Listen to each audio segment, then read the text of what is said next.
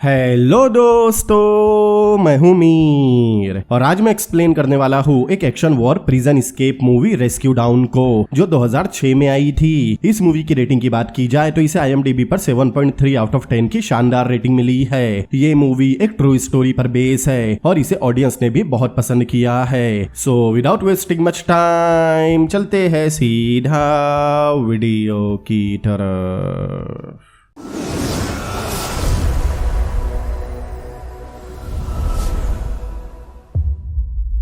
Movie की शुरुआत में हम एक अमेरिकन फाइटर प्लेन देखते हैं जो वियतनाम पर बम बरसा रहा था। फिर हमें 1965 का समय दिखाया जाता है। वो प्लेन अपने करियर शिप पर वापस आता है। फिर पायलट की मीटिंग बुलाई जाती है। मीटिंग में उनका सीनियर ऑफिसर बताता है कि उन्हें नॉर्थ वियतनाम पर हमला करना होगा, लेकिन ये मिशन बहुत सीक्रेट था, इसीलिए पायलट्स को इस बारे में किसी को भी बताने से मना किया गया था। यहाँ तक कि वो अपने परिवार वालों को भी बता नहीं सकते। फिर उन्हें जंगल में सर्वाइव करने एक शॉर्ट फिल्म दिखाई जाती है, जिसे देखकर सभी पायलट उस फिल्म का मजाक उड़ाते हैं और उन सारी बातों को सीरियसली नहीं लेते। फिल्म में ये भी दिखाया जाता है कि जब उन्हें बचाने के लिए रेस्क्यू चॉपर आएगा तब उन्हें किस तरह के इशारे करने होंगे, लेकिन कोई भी इस फिल्म को सीरियसली नहीं ले रहा था। इसके बाद वियतनाम जाने से पहले सभी पायलट अपनी जरूरत का कुछ सामान लेते हैं। फिर मीटिंग वापस शुरू होती है। तब उनका सीनियर बताता है कि वहाँ लैंड करने के बाद वो अपने रेडियो का इस्तेमाल नहीं कर सकते, क्योंकि दुश्मन उनके रेडियो की फ्रीक्वेंसी कभी भी सुन सकता है। इसीलिए उन्हें अपने रेडियो को किसी चीज में लपेट कर छुपाना होगा। उसी मीटिंग में एक डाइटर डेंगलार नाम का पायलट भी था। डाइटर का ये पहला मिशन था, इसीलिए स्कॉट के सारे पायलट उसे चेयर अप करते हैं। आगे हम देखते हैं डाइटर अपने स्कॉट के साथ शिप से अपना प्लेन लेकर उड़ता है और कुछ देर बाद वो वियतनाम के नॉर्थ एरिया में पहुंच गए थे। अब उन्हें लाओस नाम के एक विलेज पर हमला करना था, इसीलिए वो लाओस पर बम बरसाने लगते हैं, लेकिन वहाँ की सेना भी जवाबी हमला करने तैयार थी। वो डाइटर के प्लेन पर गोलियां चलाने लगते हैं, जिससे उसका प्लेन क्रैश होने लगता है। तब डाइटर अपने प्लेन को क्रैश होने से बचाने की बहुत कोशिश करता है, लेकिन कोई फायदा नहीं होता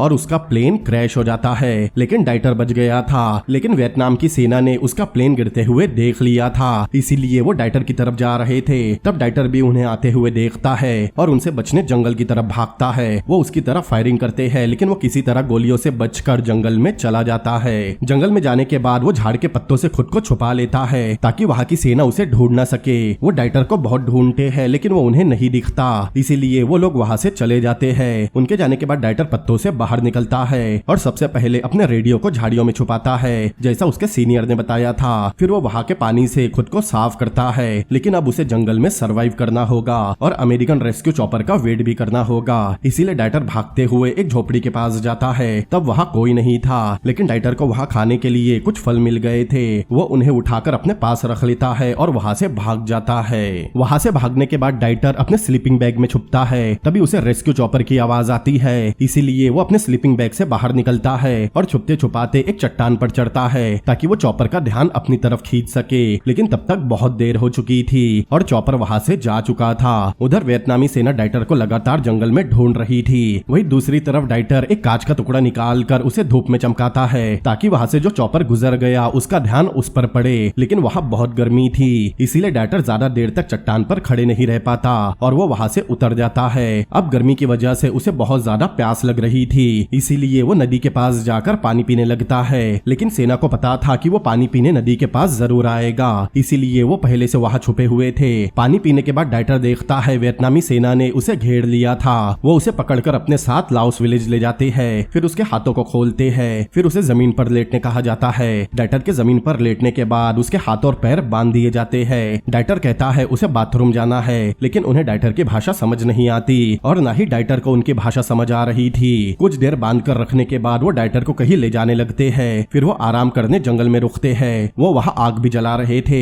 उनका आग जलाने का तरीका डाइटर भी देख रहा था। आग जलने के बाद डाइटर को यकीन नहीं होता कि इस तरह से भी आग जलाई जाती है। तभी वहाँ एक चॉपर आ जाता है, इसीलिए वो डाइटर को वहाँ से लेकर भागने लगते हैं। चॉपर के जाने के बाद डाइटर को एक पेड़ से बांधकर उसके आसपास फायरिंग करके उसे डराया जाता है। तब डाइटर को बहुत गुस्सा आ रहा था। वो उन पर चिल्लाने लगता है, लेकिन उन्हें डाइटर की कोई भी बात समझ नहीं आती। इसके बाद डाइटर को एक गांव में ले जाया जाता है। फिर वहां से एक गाड़ी में गवर्नर के घर। डाइटर जब गवर्नर के घर पर उसका वेट कर रहा था तब उसके घर के आसपास अमेरिकन प्लेन बहुत सारे बम गिरा रहे थे। ये देखकर डाइटर डर गया था। तभी वहां गवर्नर आता है, उसे इंग्लिश आती थी। वो डाइटर से कहता है यह बम गिराना उनके लिए आम बात है। तब डाइटर कहता है वो जर्मन है और उसे इंग्लिश नहीं आती, लेकिन गवर्नर को पता था वो अमेरिकन पायलट है। तब डाइटर उसे अपना पासपोर्ट दिखाकर बताता है कि वो अमेरिकन ही है और उसे अपने देश से बहुत प्यार है। तब गवर्नर पूछता है कि अमेरिकन उनके साथ वॉर क्यों लड़ना चाहते हैं। डाइटर कहता है उसे वॉर में कोई इंटरेस्ट नहीं, वो नहीं चाहता कि वॉर हो, क्योंकि उसने अपने बचपन में काफी सारी वॉर देखी है और उसे वॉर का अंजाम भी पता है, लेकिन उसे बस प्लेन उड़ाना पसंद है। तब गवर्नर एक फॉर्म निकाल कर डाइटर को साइन करने कहता है। उस फॉर्म पर लिखा था कि अमेरिका अपने पॉलिटिकल पावर का मिसयूज कर रहा है और वो वियतनाम के मासूम लोगों को अपना शिकार बना रहा है।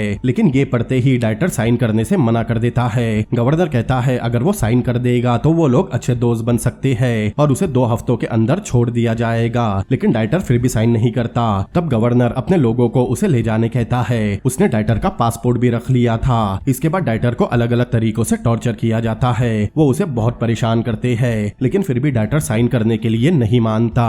अब काफी ज्यादा टॉर्चर करने के बाद वो लोग उसे अपने बनाए एक जेल में ले जाते हैं। वहां ले जाने के बाद सबसे पहले उसके जूते निकाले जाते हैं। वो पूरी जेल बांस और लकड़ी से बनी हुई थी। डाइटर को वहां लकड़ी से बने एक कमरे में बंद कर दिया जाता है। उसके कमरे के बाजू में एक और कमरा था जहां बाकी कैदियों को रखा गया था। वो डाइटर से इंग्लिश में बात करते हैं। ये सुनकर डाइटर खुश होता है और उन्हें अपने बारे में सब बताने लगता है। तभी वो लोग उसे शांत रहने कहते हैं। फिर कुछ देर बाद डाइटर के कमरे में कुछ गार्ड्स आते हैं और डाइटर के पैरों को एक बड़े से लकड़ी से बांधकर चले जाते हैं। तब बाजू वाले कमरे से एक कैदी बताता है वो बहुत खतरनाक लोग हैं, इसीलिए वो जैसा कहते हैं उसे वैसा ही करना होगा, वरना वो मारा जाएगा। फिर कुछ समय बाद डाइटर को बाहर निकाला जाता है और उसके हाथ भी खोले जाते हैं। तब डाइटर वहाँ के बाकी कैदियों से मिलता है। उनके नाम प्रोसेड, जीन, चिव, वाइसी और मार्टिन थे। वो लगभग 2.5 साल से उस जेल में थे। वो सभी डाइटर की तरह अमेरिकन एयरफोर्स में थे, मतलब अमेरिकन चॉपर ने उन्हें अब तक वहाँ से रेस्क्यू नहीं किया। डाइटर उनसे काफी सारी बातें करता है। फिर जीन उसे वहाँ के सारे गार्ड से मिलवाता है। दरअसल वहाँ से भागना बहुत आसान था, क्योंकि वहाँ सिर्फ 6 गार्ड्स ही थे और रात के समय उनसे भी कम गार्ड होते हैं। फिर वो कमरे में जाकर बात करते हैं। मार्टिन बताता है वो यहाँ इतने सालों से इसीलिए कैद है क्योंकि उन्होंने फॉर्म पर साइन नहीं किया। डाइटर कहता है उसने भी किसी फॉर्म पर साइन नहीं किया, लेकिन वो इस जेल में ज्यादा नहीं रुकना चाहता, इसीलिए वो सबसे कहता है कि वो आज रात ही यहाँ से भागने वाला है। लेकिन जीन को लग रहा था वो उन्हें कुछ दिनों में ही छोड़ देंगे, लेकिन डाइटर आज रात ही भाग गया तो वो बाकी कैदियों को भी कभी नहीं छोड़ेंगे। मार्टिन कहता है उसे अपने रिलीज होने की फिक्र नहीं, लेकिन डाइटर वहाँ से भागने के बाद जंगल में बिना पानी के 2 दिन भी सरवाइव नहीं कर पाएगा, क्योंकि वहाँ बहुत गर्मी है और नदी पर वियतनामी सेना का कब्जा था। मतलब ये पूरा जंगल ही एक जेल है। डाइटर पूछता है वहाँ बारिश कब शुरू होगी। बारिश का मौसम आने में अभी 6 महीने बाकी थे,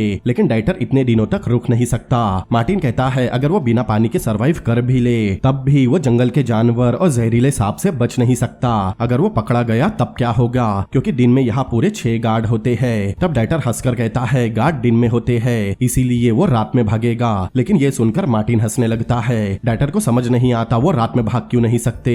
फिर हम रात का समय देखते हैं। तब सारे कैदियों के हाथ और पैर बंधे हुए होते हैं, मतलब गार्ड वहाँ से जाने से पहले सभी कैदियों के हाथ पैर बांध देते थे और उन्हें वैसा ही सोना पड़ता था। मतलब डाइटर का रात में भागने का प्लान किसी काम का नहीं। डाइटर पूछता है क्या किसी के पास कील है। तब चीव उसका मजाक उड़ाता है कि क्या वो एक कील से गार्ड को मारने का प्लान बना रहा है। तब जीन कहता है उसे इस जेल में कहीं भी कील नहीं मिलेगी, क्योंकि पूरा जेल बाम्बू और लकड़ी से बना है, लेकिन फिजिट को पता है कि कील कहाँ मिलेगी। अगली सुबह हम उस कील को देखते हैं जो गार्ड के झोपड़े में एक लकड़ी में लगी थी और उस पर एक गार्ड का कपड़ा भी लटका हुआ था, लेकिन गार्ड वहाँ बैठे बातें कर रहे थे।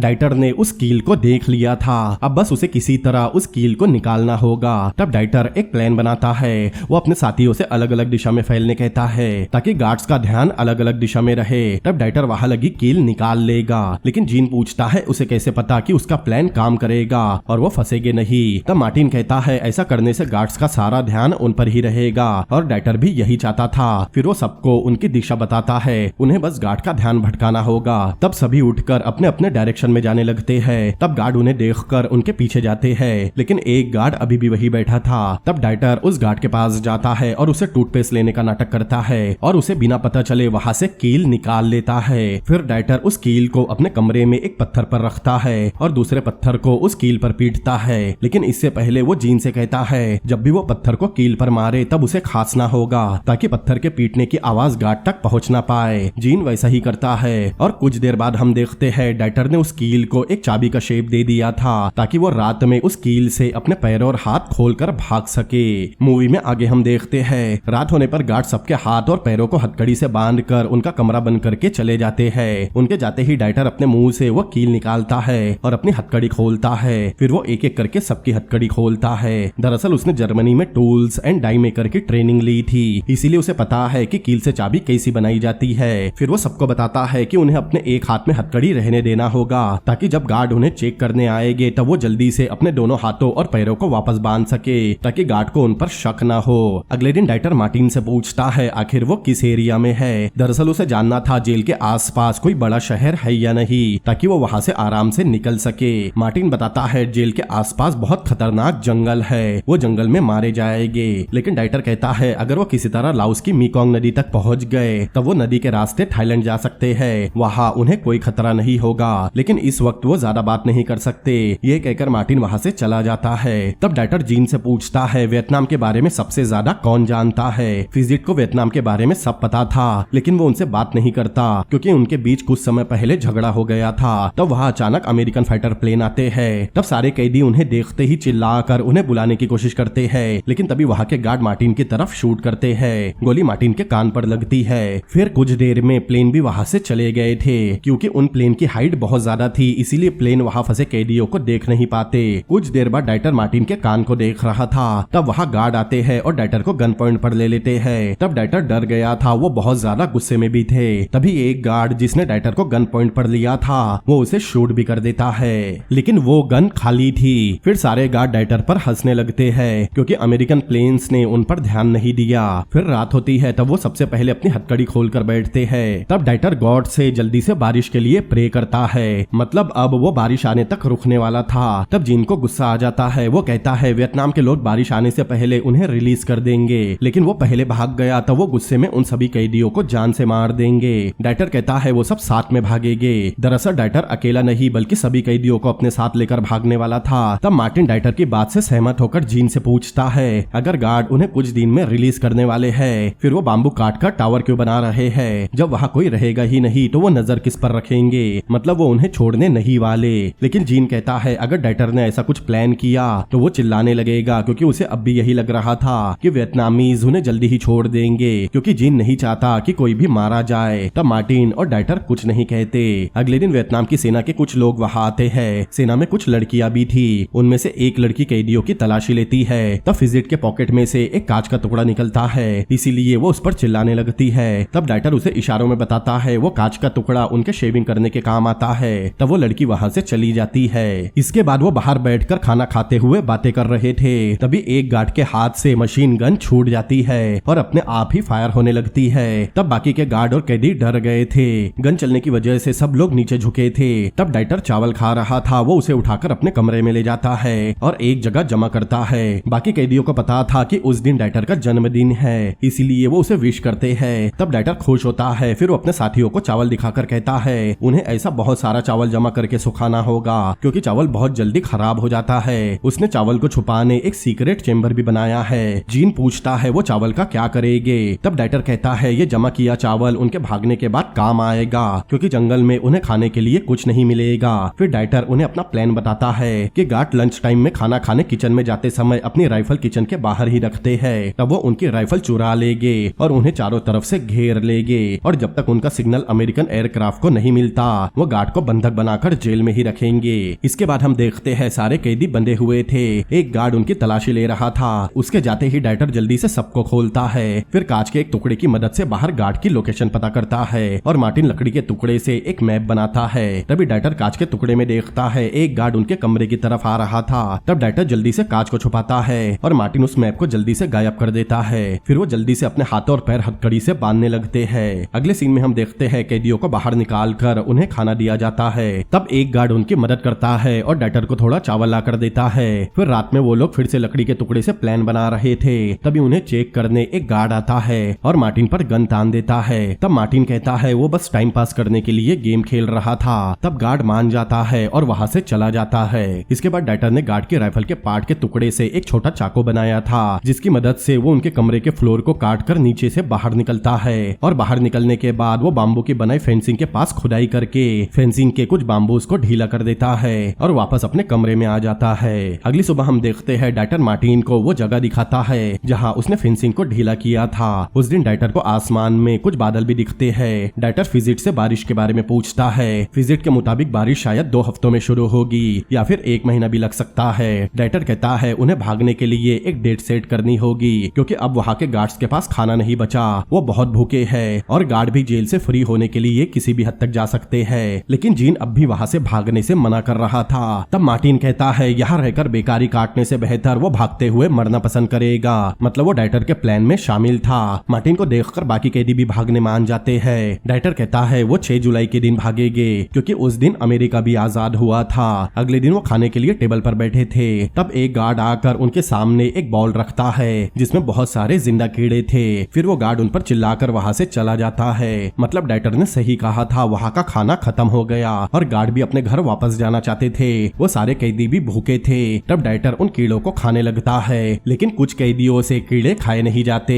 जीन कहता है वो जमा किया हुआ चावल खाएगा, लेकिन डाइटर मना कर देता है क्योंकि चावल उन सब का है जो भागने के बाद जंगल में काम आएगा। लेकिन जीन नहीं मानता। तब डाइटर कहता है अगर उसने चावल खा लिया तो वो रात में उसकी हथकड़ी कभी नहीं खोलेगा क्योंकि चाबी डाइटर के पास थी। तब जीन को बहुत गुस्सा आता है, लेकिन वो कुछ नहीं कहता।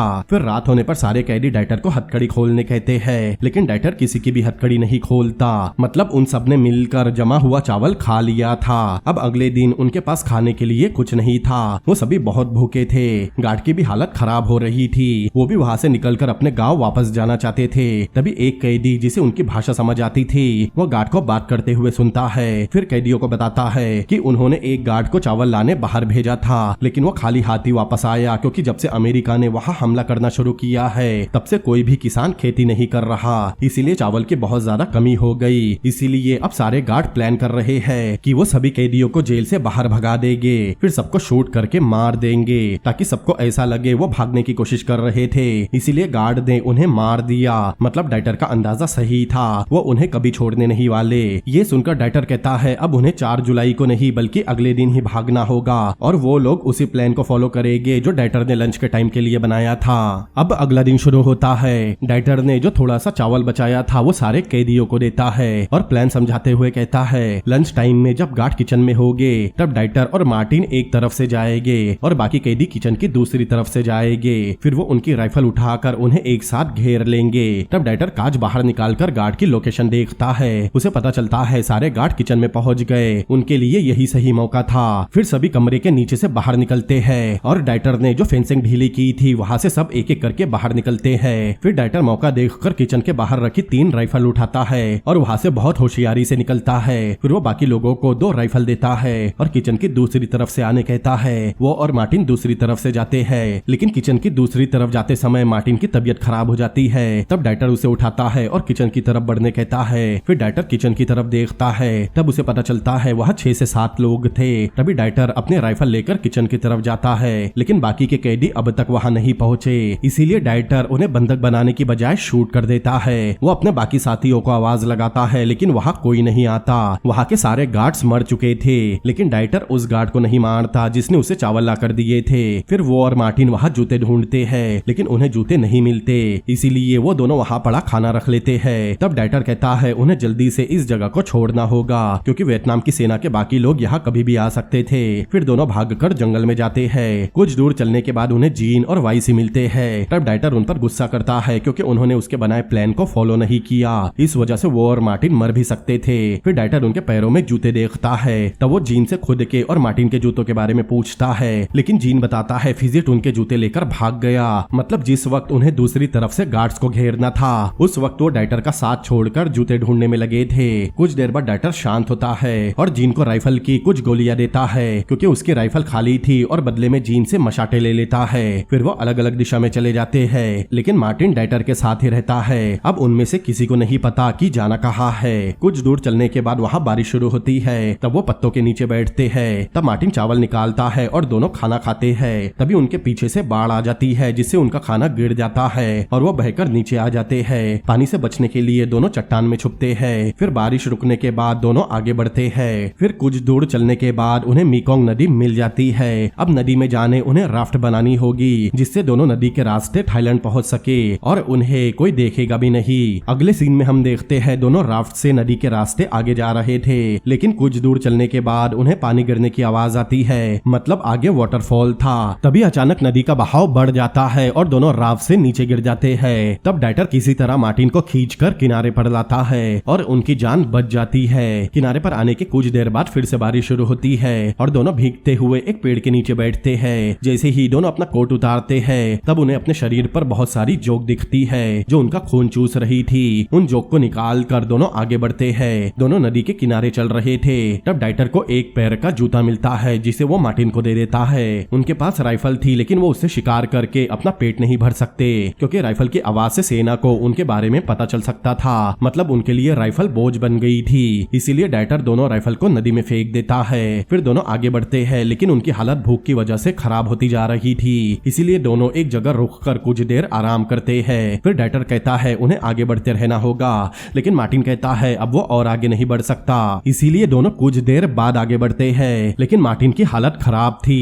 इसीलिए डाइटर उसे अपने सहारे लेकर चल रहा था। कुछ दूर चलने के बाद उन्हें कुछ टूटे हुए घर दिखाई देते हैं। वो एक गांव था जहां अब कोई नहीं रहता। डाइटर और मार्टिन को छुपने के लिए एक जगह मिल गई थी, वहां उन्हें कोई नहीं ढूंढ सकता। कुछ देर आराम करने के बाद मार्टिन कहता है अब वो यहाँ से आगे नहीं जा सकता। वो डाइटर को अकेले ही आगे बढ़ने कहता है। तभी वहां दो अमेरिकन चॉपर आते हैं, जिसे देखकर डाइटर खुश हो जाता है और उनकी तरफ देखकर चिल्लाते हुए इशारे करता है, लेकिन दोनों चॉपर वहां से चले जाते हैं। तब डाइटर बहुत निराश होता है। आगे हम देखते हैं डाइटर और मार्टिन शांत बैठे थे। तब अचानक मार्टिन डाइटर को चिल्लाने से मना करता है, लेकिन डाइटर शांत ही बैठा था। उसने कुछ नहीं कहा। मतलब मार्टिन की दिमागी हालत बिगड़ने लगी थी। इसीलिए डाइटर मार्टिन को आराम करने कहता है। फिर आग जलाने की कोशिश करता है, जो उसने गार्ड्स को देखकर सीखी थी। आग जलाने के बाद डाइटर आसपास के टूटे हुए घरों को आग लगा देता है, ताकि वहां से गुजरने वाले चॉपर की नजर उस पर पड़े। आग जलाने के बाद फिर से वही दो चॉपर वापस आते हैं। तब डाइटर उन्हें देखकर चिल्लाने लगता है। उसे लग रहा था जलती हुई आग देखकर चॉपर का ध्यान उस पर पड़ेगा, इसीलिए वो खुश होकर चिल्लाने लगता है। लेकिन उसे बचाने की बजाय चॉपर फायरिंग करने लगते हैं। दरअसल उन्हें लग रहा था कोई वियतनामी आग जलाकर उन्हें वहां से भागने बोल रहा है, इसीलिए वो डाइटर पर फायर कर रहे थे।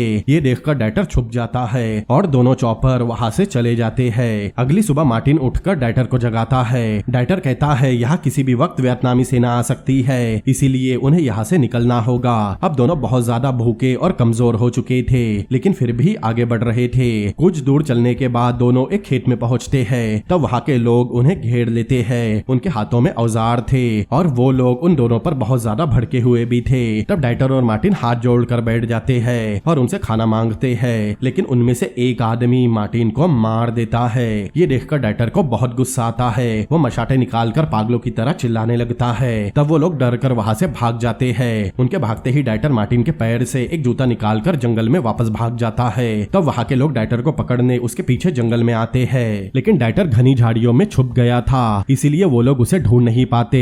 रात होने पर डाइटर सो रहा था। तब उसे मार्टिन की आवाज आती है, लेकिन वहाँ कोई नहीं था। मतलब धीरे धीरे अब डाइटर की भी दिमागी हालत बिगड़ रही थी। अगली सुबह हम देखते हैं वियतनाम की सेना के कुछ लोग नदी किनारे बैठकर खाना खा रहे थे और डाइटर उन्हें छुपकर देख रहा था। उनके जाने के बाद डाइटर वहां जाकर उनका छोड़ा हुआ खाना लेकर वापस जंगल में चला जाता है और रात होने पर वही खाना खाता है। तभी मार्टिन डाइटर के बाजू आकर बैठता है और कहता है उसे बहुत ठंड लग रही है। तब डाइटर अपने एक पैर से वही जूता निकालकर मार्टिन को देने लगता है, लेकिन तब वो देखता है वहाँ कोई नहीं था। वो अकेला है। मतलब अब डाइटर की दिमागी हालत भी पूरी तरह से खराब हो चुकी थी। वो भूख की वजह से पागल हो रहा था, इसीलिए वो नदी के पास जाता है और एक सांप को मारकर खा जाता है। तभी वहाँ एक प्लेन आता है। तब डाइटर के आसपास कुछ केले के पत्ते पड़े थे।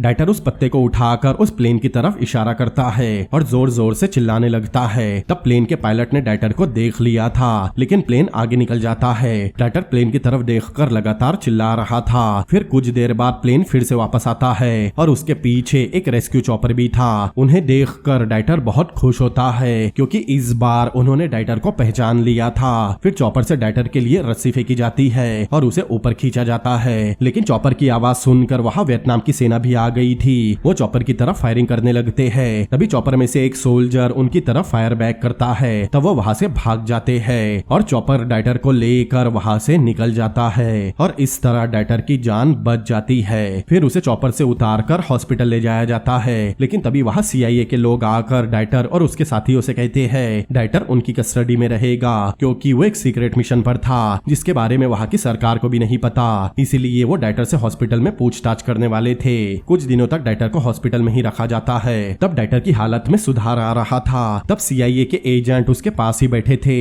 डाइटर अपने शिप में वापस जाना चाहता था, लेकिन CIA के लोगों ने उसे अपनी कस्टडी में रखा था। तभी हॉस्पिटल के बाहर एक चॉपर उतरता है जिसमें डाइटर के स्क्वाड के लोग थे। वो डाइटर के अच्छे दोस्त भी थे।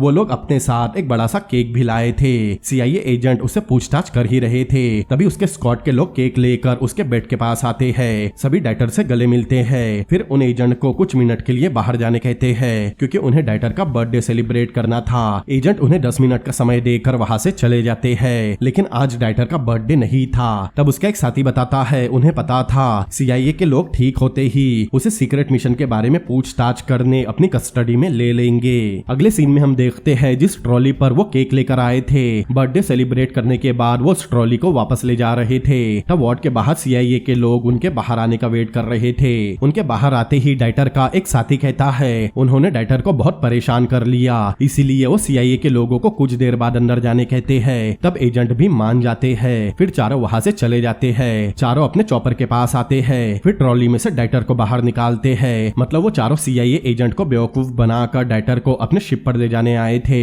डाइटर भी अपने शिप पर वापस जाना चाहता था। शिप के सभी लोग उसके वापस आने का पहले से इंतजार कर रहे थे।